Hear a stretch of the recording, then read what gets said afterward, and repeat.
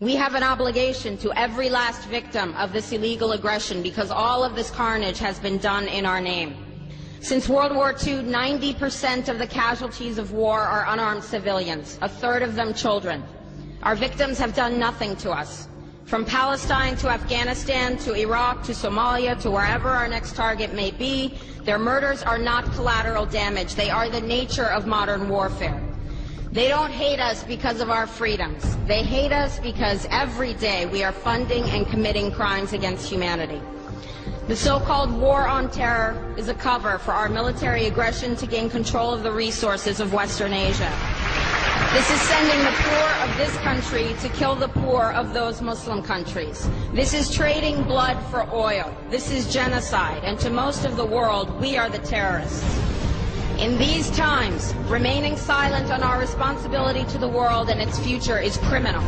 And in light of our complicity in the supreme crimes against humanity in Iraq and Afghanistan, and ongoing violations of the UN Charter and international law, how dare any American criticize the actions of legitimate resistance to illegal occupation? Our so-called enemies in Afghanistan, Iraq, Palestine, our other colonies around the world, and our inner cities here at home are struggling against the oppressive hand of empire, demanding respect for their humanity.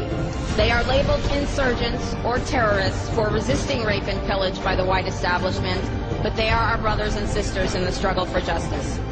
The civilians at the other end of our weapons don't have a choice, but American soldiers have choices. And while there may have been some doubt 5 years ago, today we know the truth. Our soldiers don't sacrifice for duty, honor, country. They sacrifice for Kellogg, Brown, and Root. They don't fight for America, they fight for their lives and their buddies beside them because we put them in a war zone. They're not defending our freedoms. They're laying the foundation for 14 permanent military bases to defend the freedoms of ExxonMobil and British Petroleum.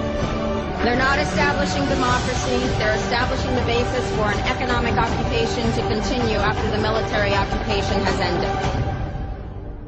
Iraqi society today, thanks to American help, is defined by house raids, death squads, checkpoints, detentions, curfews, blood in the streets, and constant violence.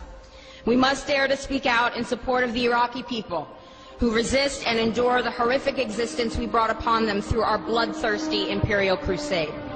We must dare to speak out in support of those American war resistors, the real military heroes who uphold their oath to defend the Constitution of the United States against all enemies, foreign and domestic, including those terrorist cells in Washington, D.C., more commonly known as the legislative, executive, and judicial branches.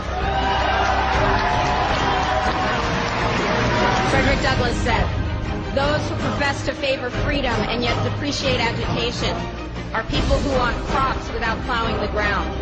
They want rain without thunder and lightning. They want the ocean without the roar of its many waters." The struggle may be a moral one, or it may be a physical one, or it may be both, but it must be a struggle. Power concedes nothing without a demand. It never has, and it never will. Every one of us must keep demanding, keep fighting, keep thundering, keep plowing, keep speaking, keep struggling until justice is served. No justice, no peace. No justice, no peace.